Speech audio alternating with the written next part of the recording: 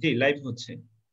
জি, বিসমিল্লাহির রহমানির রহিম, আলহামদুলিল্লাহি রাব্বিল আলামিন, والصلاة والسلام على نبينا محمد وعلى آله وأصحابه أجمعين, أما بعد। সম্মানিত দেশে বিদেশে যে যেখান থেকে দেখছেন আমাদের সাপ্তাহিক দারসুল কোরআন অনুষ্ঠানের ৮ম পর্বে আজকে আমাদের সাথে মেহমান হিসেবে থাকবেন বিশিষ্ট আলেম দ্বীন শেখ মাওলানা কামরুল হাসান শাহীন, খতিব তালিমুল কোরআন, নুরানি জামি মসজিদ, রামপুরা, ঢাকা।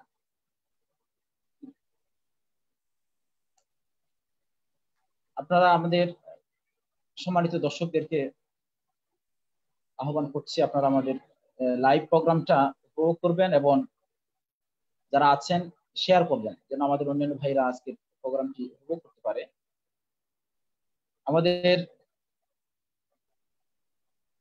আমরা সরাসরি চলে যাচ্ছি আমাদের মেহমানের কাছে। সেন্টার ফর হিউম্যান এইড এর আজকের সাপ্তাহিক দারসুল কোরআন এর এই পর্যায়ে দার্স নিয়ে আসার জন্য বিনীতভাবে অনুরোধ করছি বিশিষ্ট আলিম দ্বীন শেখ মাওলানা কামরুল হাসান শাহীন, খতিব, রামপুরা তালিমুল কোরআন জামি মসজিদ, ঢাকা। শেখকে আজকের দার্স পেশ করার জন্য অনুরোধ করছি। দার্স পেশ করবেন সূরা বাকারার 40 থেকে 46 নম্বর আয়াত। আসসালামু আলাইকুম ওয়া রাহমাতুল্লাহি ওয়া বারাকাতুহু। আউযু বিল্লাহি মিনাশ শাইতানির রাজীম। বিসমিল্লাহির রাহমানির রাহিম। ইয়া বানি ইসরাঈল اذكروا نعمتي التي أنعمت عليكم وأوفوا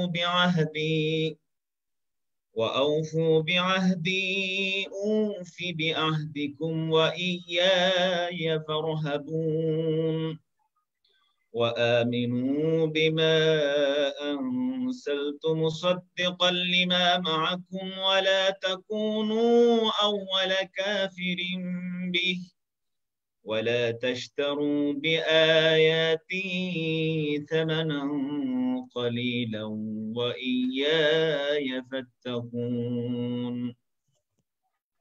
ولا تلبسوا الحق بالباطل وتكتموا الحق وأنتم تعلمون وأقيموا الصلاة وآتوا الزكاة واركعوا مع الراكعين أتأمرون الناس بالبر وتنسون أنفسكم وأنتم تتلون الكتاب أفلا تعقلون واستعينوا بالصبر والصلاة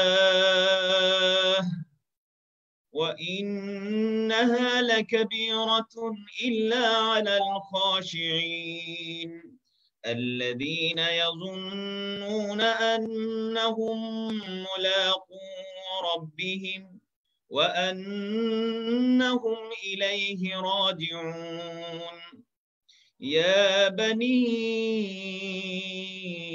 إسرائيل اذكروا نعمتي التي أنعمت عليكم وأني فضلتكم على العالمين صدق الله العظيم। ইরশাদ হচ্ছে, বিতাড়িত মরদুদ শয়তান থেকে আল্লাহর কাছে পানাহ চাই। পরম করুণাময় অতি দয়ালু আল্লাহর নামে শুরু করছি। ইয়া বানি ইসরাঈল, হে ইসরাইলের সন্তানেরা, উযকুরু নি'মাতি আল্লাতী আন'আমতু আলাইকুম, তোমাদের উপরে আমি যেই অনুগ্রহ করেছি তা তোমরা স্মরণ করো। ওয়া আউফু বিআহদি উফি বিআহদিকুম, তোমরা আমার সাথে অঙ্গীকার পূর্ণ করো, আমিও তোমাদের দেয়া অঙ্গীকারকে পূর্ণ করব। ওয়া ইয়্যায়া ফারহাবুন, আর তোমরা আমাকে ভয় করো। ওয়া আমিনু বিমা আনসালতু, আর তোমরা বিশ্বাস স্থাপন করো তার প্রতি যা আমি নাজিল করেছি, মুসাদ্দিকাল লিমা মাআকুম, সত্যায়ন সহকারে যেটা তোমাদের কাছে আছে। ওয়ালা তাকুনু আউওয়ালা কাফিরিন বিহি, তোমরা তার প্রথম অস্বীকারী হইও না। ওয়ালা তাশতারু বিআয়াতি সামানান কলিলা, তোমরা আমার আয়াতকে স্বল্প মূল্যে বিক্রয় করে দিও না। ওয়া ইয়্যায়া ফাত্তাকুন, আর তোমরা আমাকেই ভয় করো। ওয়ালা তালবিসুল হক্ক বিল বাতিল ওয়া তাকতুমুল হক্ক ওয়া আনতুম তা'লামুন, তোমরা সত্যকে মিথ্যার সাথে বাতিলের সাথে মিশ্রিত করে দিও না, জেনে বুঝে তোমরা সত্যকে গোপন করো না। ওয়া আকিমুস সালাতা ওয়া আতুজ যাকাতা ওয়ারকাউ মা'আর রাকিন, তোমরা নামাজকে কায়েম করো, যাকাত আদায় করো, রুকুকারীদের সাথে রুকু করো। আতা'মুরুনান নাসা বিল বির ওয়া তানসাউনা আনফুসাকুম, তোমরা কি মানুষকে কল্যাণ কাজের আদেশ করো অথচ নিজেদেরকে ভুলে থাকো। ওয়া আনতুম তাতলুনাল কিতাব, অথচ তোমরা কিতাব তেলাওয়াত করো। আফালা তাকিলুন, তোমরা কি জ্ঞান খাটাবে না, বুঝবে না। ওয়াস্তাঈনু বিস-সাবরি ওয়াস-সালাহ, তোমরা ধৈর্য এবং সালাতের মাধ্যমে সাহায্য প্রার্থনা করো। ওয়া ইন্নাহা লাকাবীরাতুন ইল্লা আলাল খাশিন, যদিও সেটা খাশি যারা রয়েছেন, বিনয়ী যারা রয়েছেন, তারা ব্যতীত অন্যদের জন্য অনেক কঠিন। আল্লাযীনা ইয়াযুন্নুনা আন্নাহুম মুলাকু রাব্বিহিম, যারা ধারণা করে তারা তাদের রবের সাথে সাক্ষাৎ করবেন। ওয়া আন্নাহুম ইলাইহি রাজিউন, আর নিশ্চয়ই তারা তার কাছে ফিরে যাবে। ইয়া বনি ইসরাঈল, হে ইসরাইলের সন্তানেরা, উযকুরু নি'মাতি আল্লাতী আন'আমতু আলাইকুম, তোমরা আমার নিয়ামতের কথা স্মরণ করো যেগুলো আমি তোমাদেরকে দান করেছি। ওয়া আন্নী ফাদ্দালতুকুম আলাল আলামিন, আমি তোমাদেরকে জগৎ সমূহের উপরে মর্যাদা দিয়েছি। সাদাকাল্লাহুল আযীম ওয়া সাদাকা রাসূলুহুন নাবিয়্যুল কারীম ওয়া নাহনু আলা যালিকা লামিনাশ শাহিদিন ওয়াশ শাকিরিন। আলহামদুলিল্লাহি রাব্বিল আলামিন। আলহামদুলিল্লাহ, কাছের এবং দূরের, দেশের প্রবাসের, বিশ্বের যিনি যে প্রান্ত থেকে দেখছেন সকলকে শুভেচ্ছা, অভিনন্দন ও মোবারকবাদ জানিয়ে শুরু করছি সেন্টার ফর হিউম্যান এইডের সাপ্তাহিক নিয়মিত ধারাবাহিক দারসুল কোরআন প্রোগ্রামের আজকের এই ৮ম পর্বে। সম্মানিত সুধী, সম্মানিত দর্শক মণ্ডলী, আমরা আল্লাহ তাআলার শুকরিয়া আদায় করছি যে মহান আল্লাহ সুবহানাহু ওয়া তাআলা এই পরন্ত বিকেল বেলা আমাদেরকে কোরআনের একটা আঙিনায় কোরআনের সাথে কিছু সময় মুসলিম হিসেবে, দর্শক হিসেবে সুস্থতার সাথে অংশগ্রহণের সুযোগ করে দিলেন। এর জন্য সে মনিবের শুকরিয়া আদায় করছি, আলহামদুলিল্লাহ। সম্মানিত দর্শক, আজকের অংশে ইনশাআল্লাহ আমি আপনাদের সাথে রয়েছি কামরুল হাসান শাহীন। উপস্থাপনায় ছিলেন আমাদের আন-নাহদা মডেল মাদ্রাসার সুযোগ্য সম্মানিত ভাইস প্রিন্সিপাল শেখ হাফেজ মাওলানা আনোয়ার হোসাইন মাদানী। আল্লাহ তাআলা যদি আমাদেরকে তৌফিক দান করেন এবং আপনাদেরকেও যদি আল্লাহ তাআলা শোনার জন্য কবুল করেন, আমরা তেলাওয়াতকৃত আয়াতকে সামনে রেখে কিছু কথা বলবো এবং শুনবো ইনশাআল্লাহ।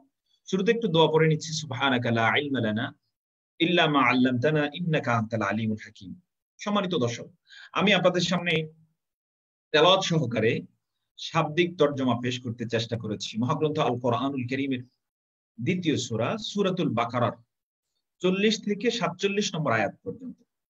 এই আয়াতে কারিমা সমূহে আল্লাহ সুবহানাহু ওয়া তাআলা আমাদের উদ্দেশ্যে, মুসলিমদের উদ্দেশ্যে, জগৎবাসীর উদ্দেশ্যে কি বলেছেন সেটা আশা করছি আপনারা যারা শুনতে পেরেছেন স্পষ্ট হয়েছে।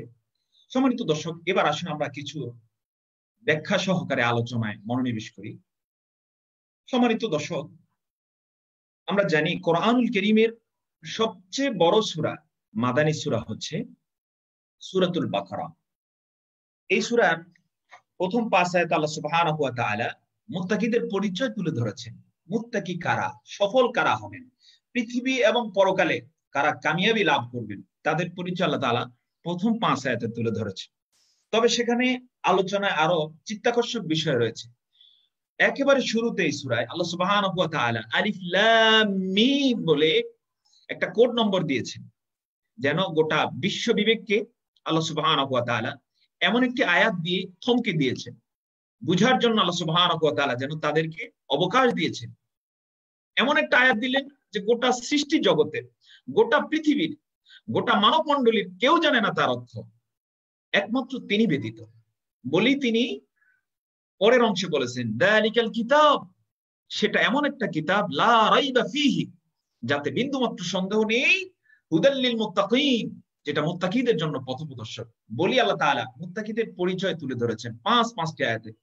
এক পর্যায়ে তিনি বলেই দিয়েছেন উলাইকা আলা হুদাম মির রাব্বিহিম ওয়া উলাইকা হুমুল মুফলিহুন, তারাই হচ্ছে তাদের রবের পক্ষ থেকে হেদায়েতের উপরে, আর তারাই হচ্ছেন সফল। সুবহানাল্লাহ। এরপরে আল্লাহ সুবহানাহু ওয়া তাআলা মুশরিক ও মুনাফিকদের বিবরণ তুলে ধরেছেন।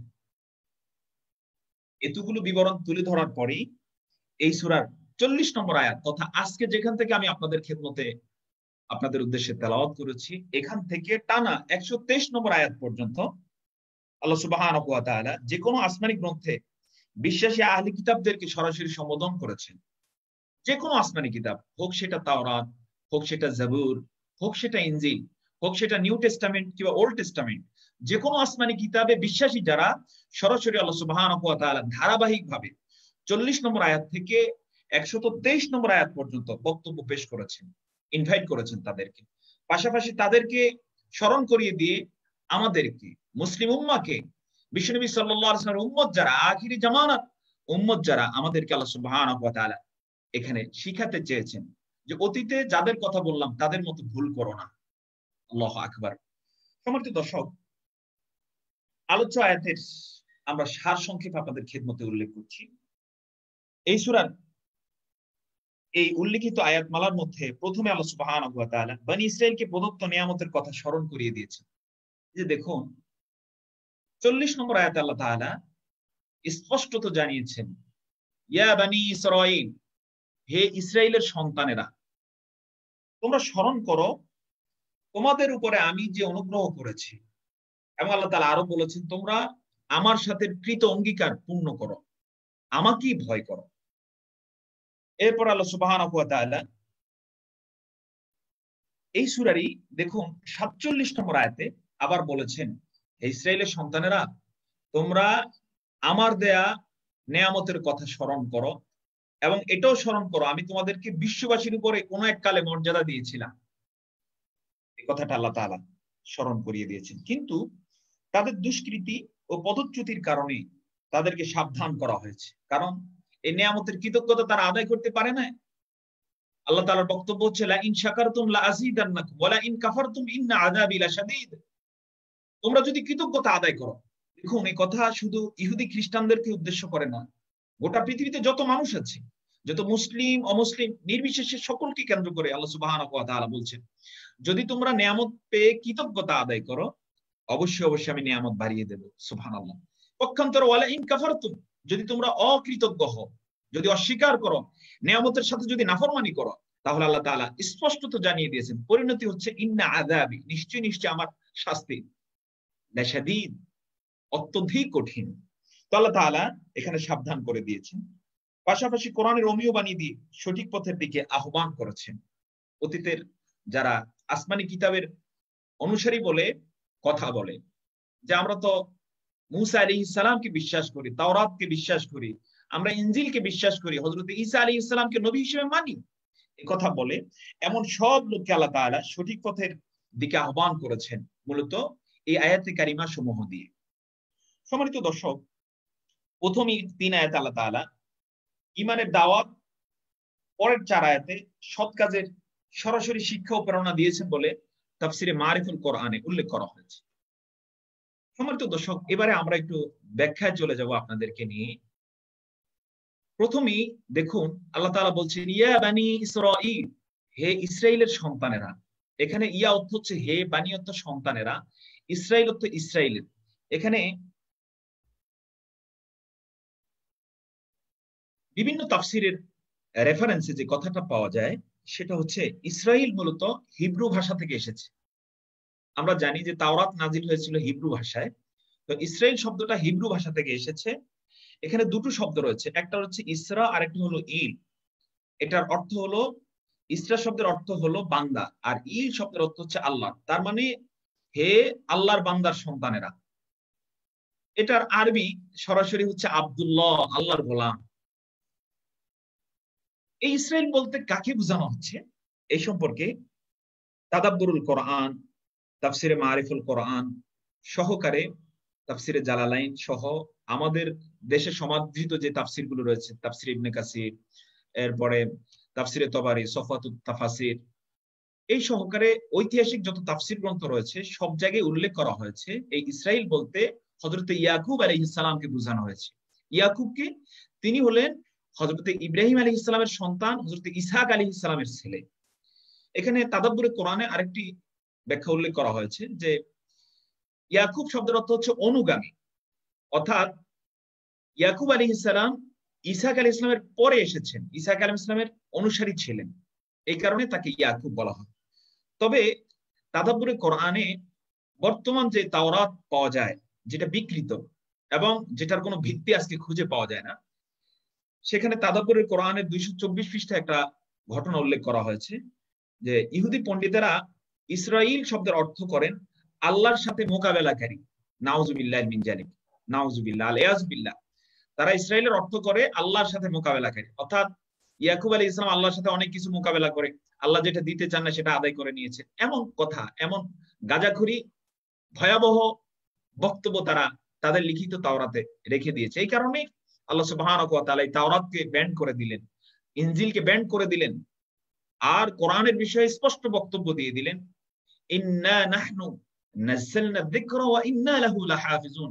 নিশ্চয়ই নিশ্চয়ই জিকিরকে আমি নাজিল করেছি, আমি সংরক্ষণ করব। এখানে কেউ হাত দেওয়ার সাহস রাখে না। এখানে যদি কেউ হাত দিতে চায়, আল্লাহর কোরআনকে কেউ যদি বিলুপ্ত করে দিতে চায়, আল্লাহর কোরআনকে যদি কেউ অপমান করতে চায়, কোরআন অপমানিত হবে না, ও বংশশুদ্ধ নির্মূল হয়ে যাবে। যুগে যুগে বহু ঘটনা রয়েছে, আমরা সেদিকেও যাব না। তো সম্মানিত দর্শক, তাহলে বানী ইসরাইল শব্দের বিশুদ্ধ অর্থ হচ্ছে হে আল্লাহর বান্দার, হে আল্লাহর গোলামের সন্তানেরা। কাদেরকে বোঝানো হয়েছে এই সন্তান বলতে? এটা তাফসিরে আমরা আরো ব্যাখ্যায় যাব। আমি এখানে একটু স্বল্প পরিসরে কথা বলে নিচ্ছি। এটা মূলত উদ্দেশ্য করা হয়েছে যারা আসমানি কিতাবধারী বলে নিজেদেরকে দাবি করে তাদেরকে, তারা হচ্ছে বর্তমান ইহুদি এবং খ্রিস্ট জগৎ। তারা, আল্লাহ তাআলা তাদেরকে উদ্দেশ্য করে বলছেন, উযকুরু নি'মাতি আল্লাতী আন'আমতু আলাইকুম, তোমরা স্মরণ করো আমি তোমাদেরকে যে নিয়ামত সমূহ দিয়েছিলাম। ওয়া আউফু বিআহদি উফি বিআহদিকুম, তোমরা আমার সাথে অঙ্গীকার পূর্ণ করো, তাহলে আমিও তোমাদেরকে কিছু অঙ্গীকার করেছি তা পূর্ণ করে দেব। ওয়া ইয়্যায়া ফারহাবুন, আর তোমরা আমাকেই ভয় করো। সম্মানিত দর্শক, এভাবে সম্মেদন করার পিছনে কি কারণ থাকতে পারে? আল্লাহ তাআলা কেন এভাবে কথা বললেন? আল্লাহ তো চাইলে ইয়া মুসলিমুন বলতে পারতেন, চাইলে তিনি ইয়া উম্মাতা মুহাম্মাদিন বলতে পারতেন। তা না বলে ইসরাইল জাতিকে উদ্দেশ্য করে কেন বললেন? এর বিষয়ে তাফসিরে তাফহিমুল কোরআনে খুব সুন্দর একটা ধারায় বক্তব্য নিয়ে এসেছে, আমি কোট করছি। এভাবে সম্বোধন করার পিছনে 4টি উদ্দেশ্য রয়েছে, মর্মে মুফাসসির রাহিমাহুল্লাহ তাআলা আনহু উল্লেখ করেছেন। তিনি বলেন, 1, পূর্ববর্তী নবীগণের উম্মতগণের মধ্যে এখনো কিছু সংখ্যক সত্যনিষ্ঠ ও সদ্বৃত্তি ও সদিচ্ছা সম্পন্ন লোক রয়েছে। মুহাম্মদ সাল্লাল্লাহু আলাইহি ওয়াসাল্লামকে যে সত্যের আহ্বায়ক ও যে আন্দোলনের মহানায়ক ও আহ্বায়ক করে চূড়ান্তভাবে পাঠানো হলো, তাদেরকে তার প্রতি ঈমান আনার ও তার আন্দোলনের শরীক হওয়ার জন্য আল্লাহ তাআলা এভাবে কথা বলেছেন। সুবহানাল্লাহ। আমরা জানি যে বিশ্বনবী সাল্লাল্লাহু আলাইহি ওয়াসাল্লাম মক্কা থেকে মদিনায় যখন এলেন, সেখানে এসে দেখলেন বহু ইহুদি রয়েছে, খ্রিস্টানরা রয়েছে। আল্লাহ তাআলা এই কথা বলার মধ্য দিয়ে তাদেরকে স্মরণ করিয়ে দিলেন যে দেখো, তোমাদের কাছে কথিত যে তাওরাত রয়েছে এবং তোমাদের একটা ভাষা বিশ্বাস রয়েছে অতীত কিতাবের উপরে, এরপরে নবী রাসূলগণের বিষয়ে। সুতরাং তোমরা অতীতের এই বিষয়গুলো এই পর্যন্ত রেখি সত্য সহকারে সর্বশেষে আধুনিক যে নবী এবং রাসূল এসেছেন তার অনুসারী এবং অনুগামী হয়ে যাও। এই কথাটা আল্লাহ তাআলা বুঝিয়েছেন। দ্বিতীয়ত, ইহুদিদেরকে চূড়ান্ত কথা বলে দেয়া এবং অতীতে তাদের কর্মকাণ্ড কি ছিল আল্লাহ তাআলা ব্যাখ্যা করে দিয়েছে। কারণ নবী করিম সাল্লাল্লাহু আলাইহি ওয়াসাল্লাম জানতেন না যে তাদের অতীতের কর্মকাহিনী কি ছিল। এরপরে যারা মুশরিক থেকে ইসলাম গ্রহণ করতেছিলেন তারাও জানতেন না। আল্লাহ তাআলা ধরে ধরে তাদের অতীতের গোমর ফাঁস করে দিয়েছে, কারণ সবকিছুর জানাশোনা রয়েছে মহান আল্লাহ সুবহানাহু ওয়া তাআলা। বর্তমানে তাদের দ্বীনি ও নৈতিক অবস্থাকে তুলে ধরা, আরো জানিয়ে দেওয়া যায় তোমাদের নবী মুসা আলাইহিস সালামের উপর যে তাওরাত এসেছে তার মাঝে আর কোরআনের শিক্ষার মাঝে মৌলিক কোনো পার্থক্য নেই। সুবহানাল্লাহ। কারণ তাওরাতের বিশুদ্ধ যে অংশ রয়েছে সেটার সাথে কোরআনের অপূর্ব মিল রয়েছে, আল্লাহ তাআলা এটা স্পষ্ট করে দিলেন। তৃতীয়ত, যারা আল্লাহর প্রেরিত বিধান থেকে মুখ ফিরিয়ে নেয় তাদের পরিণতির দৃষ্টান্ত আল্লাহ তাআলা এখানে তুলে ধরেছেন। পৃথিবীর অসংখ্য জাতির মধ্যে বর্তমান বিশ্বে একমাত্র বনী ইসরাইলি ক্রমাগত 4000 বছর থেকে সমগ্র মানব জাতির সামনে দৃষ্টান্ত হয়ে বেঁচে আছে। এজন্য তাদেরকে উদ্দেশ্য করে আল্লাহ তাআলা সম্বোধন করলেন। চতুর্থত যে বিষয়টি মুফাসসির উল্লেখ করেছেন সেটা হচ্ছে মুহাম্মদ সাল্লাল্লাহু আলাইহি ওয়াসাল্লাম উম্মতদের সামনে পূর্ববর্তী নবীগণের উম্মতদের অধপতনের কথা উল্লেখ করে এই শিক্ষা আল্লাহ সুবহানাহু ওয়া তাআলা রেখেছেন যে একই অধপতনের শিকার তোমরা হয় না। কারণ অতীতের জাতির লোকেরা সত্যকে অস্বীকার করার কারণে, মিথ্যার দাবেদারি করার কারণে, মহাসত্যকে ধামাচাপা দিয়ে মিথ্যার রাজত্ব কায়েম করার কারণে যেমন ধ্বংস হয়ে গেছে, তোমরা একই ভুল করো না, তাহলে তোমাদের পরিণতিও সেম হবে, এতে বাঁচতে পারবা না। আল্লাহ তাআলা এই শিক্ষাটা দিয়ে দিয়েছে। পাশাপাশি ইহুদিদের নৈতিক দুর্বলতা, ধর্মীয় বিভ্রান্তি, বিশ্বাস এবং কর্মের গলতগুলোর মধ্য থেকে প্রতিটি দিকে আল্লাহ তাআলা অঙ্গুলি নির্দেশ করে তার মোকাবেলায় আল্লাহ সত্য দ্বীনের দাবিসমূহ বর্ণনা করে দিয়েছেন, যেন মুসলিমগণ আমরা যেন পরিষ্কারভাবে নিজেদের পথ দেখে নিতে পারি এবং ভুল ও ধ্বংসের পথ থেকে বেঁচে থাকতে সক্ষম হই। আল্লাহ তাআলা এই কারণে ইয়া বানি ইসরাঈল এই কথা বলেছেন। সম্মানিত দর্শক, এরপরে আমি আপনাদেরকে একটি বিষয় তথ্য দিচ্ছি।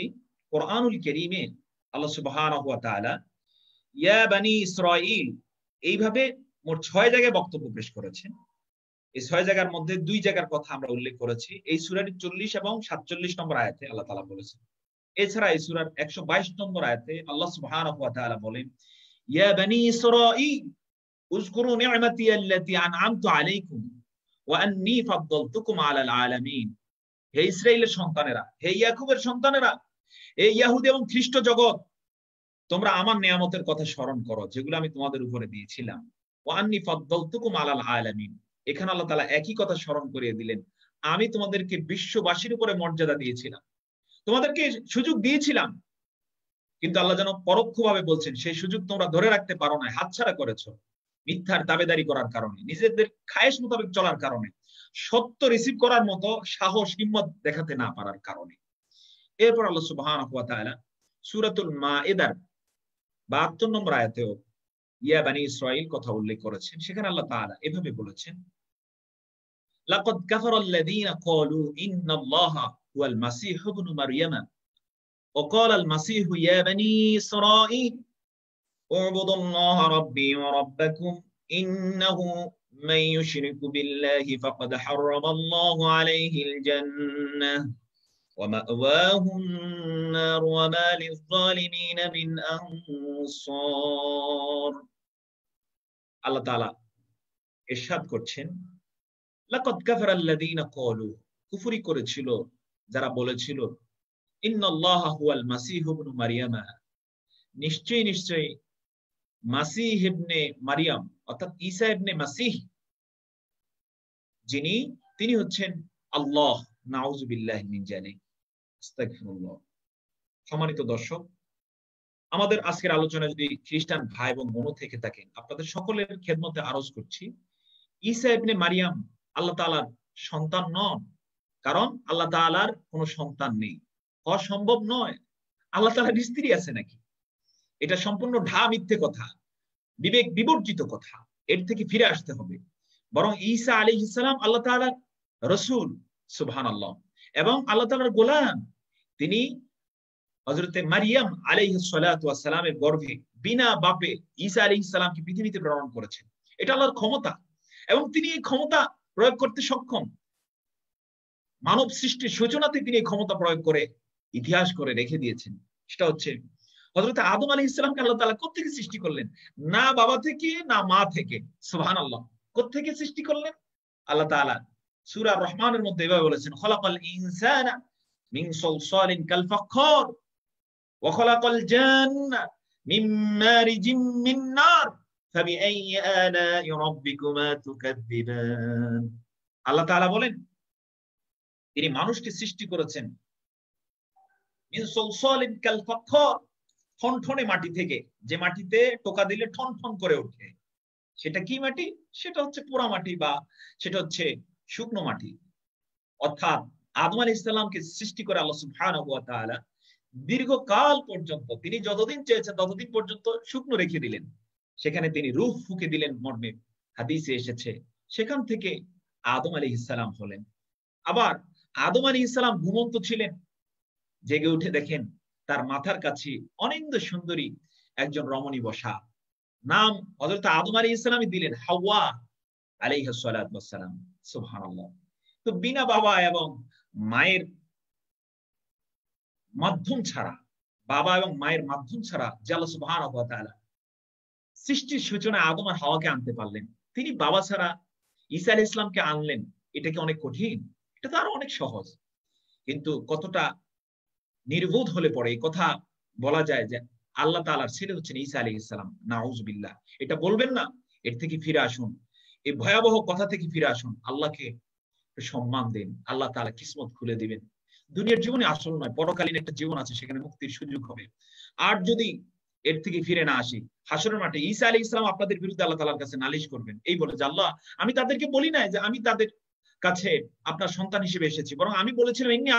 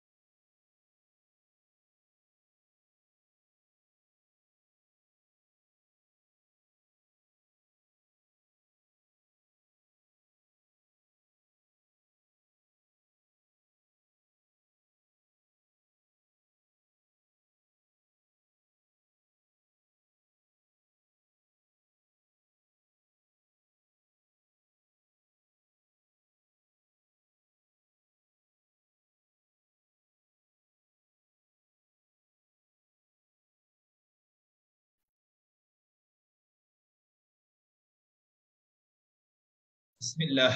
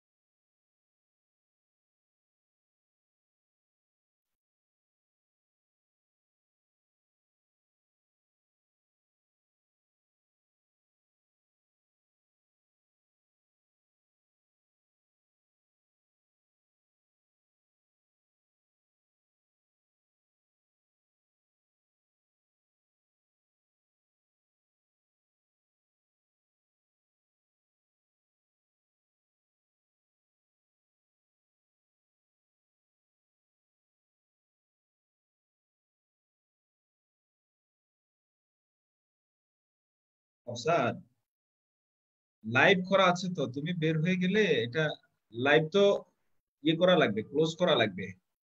বের হয়েছে মানে তো এখানে পোস্ট না থাকলে লাইভ ক্লোজ করা যাচ্ছে না। জন্য একটু দেখো, তুমি প্রয়োজনে মোবাইলে ট্রাই করে এটা একটু ওকে করে দাও।